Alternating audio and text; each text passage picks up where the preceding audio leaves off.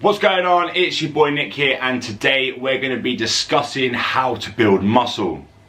This is one of the most frequently asked questions that I face when I'm in the gym, and it's also one of the things that I see people doing really wrong. So today hopefully we'll give you some advice on the best way in which for you to build muscle. Number one, compound movements. Compound movements are movements which require more than one joint group to work at the same time.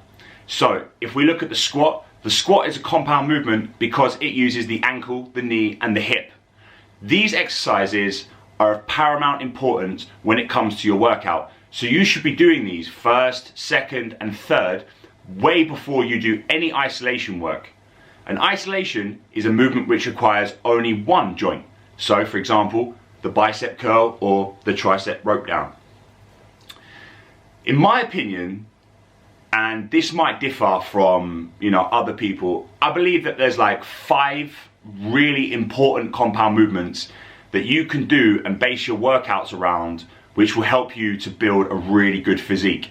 And these are the deadlift, the squat, an overhead press, the bench press, a pull-up, and if you can't do pull-ups, some form of row. These exercises hit near enough most muscles in the body, and if you did this workout 2 or 3 times a week, hitting every muscle group twice or 3 times, you would definitely build a really good physique. For girls, there's a general training norm, even though they should necessarily train their chest. Some females might prefer to swap out the bench press for something like the hip thrust, which is going to give greater glute activation. The next thing I want to talk about is food, mainly your protein and your calorie intake. So first of all, we're going to talk about protein. You need to be eating a lot of protein, generally a rich protein source with every meal without fail. So, eggs in the morning, chicken salad for lunch, and a nice big steak for dinner. With plenty of carbohydrates, plenty of vegetables, plenty of nutrients as well along the way. And probably a protein shake maybe once a day and twice a day on training days. The second thing is calories. So you need a calorific surplus to get bigger. This calorific surplus doesn't need to be huge. It just needs to be around 200 to 300 extra calories a day. And if you're going for a bulking phase, you need to understand that you're going to put on a little bit of fat. It doesn't have to be a huge amount of fat as long as your sessions are intense. And stop chasing the abs and chase the size, and the abs will come later. Number 3, probably the most important principle of building muscle, I would say, is something called progressive overload. Now, to give an example of progressive overload, let's take the bench press. You benched 60 kilograms for 3 sets of 8. And at the end of every set, it hurt, and you had a little bit of failure maybe on the 3rd set. The next time that you go back to the gym, you need to beat that workout. You need to beat that bench press. You need to add an extra rep. You need to add an extra set, or you need to add more weight. You cannot expect muscle to grow with the same stimulus that you've been giving it for the past 4 months. And yes, this is where it separates the men from the boys or the girls from the ladies. It hurts.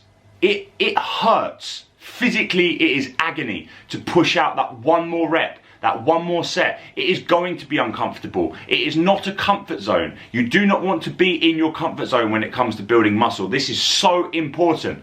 Nothing changes outside your comfort zone.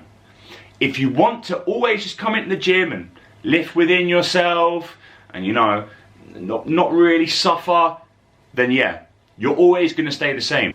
Number 4, sleep. Sleep is important because when we're in the gym, we're breaking down muscle tissue, and what we're after is the body's ability to repair that tissue to come back bigger and stronger. Our muscles only repair when we sleep because we're in a state of anabolism. We're very anabolic when we sleep.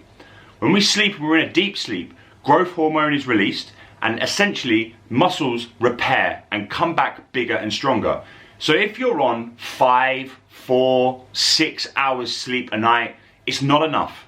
It's really, really not enough. You need to be sleeping for a minimum of 7, preferably 8, in order to really build muscle. Number 5, eccentric phases of movements. To put it simply, the concentric is the harder part of the movement and the eccentric is the easier part of the movement. One huge mistake that I see from people who are chasing muscular hypertrophy is they have no control and they do not take their time on the eccentric phase of movements.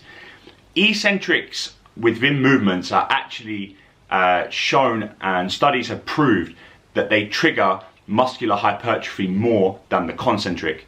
So if you are literally on the bench press, you know, pushing and just letting it fall on your chest without having any control, you're missing out on some serious gains there. So make sure that you're controlling your eccentric phase when you're lifting. That might mean that you have to leave your ego at the door and lower the weight a little bit, because you might only be able to get to 3 reps or 4 reps on something that you thought you could do for 10. Making sure you have good control over the weights is one surefire way in order to break down muscle tissue and really set it up for muscular hypertrophy.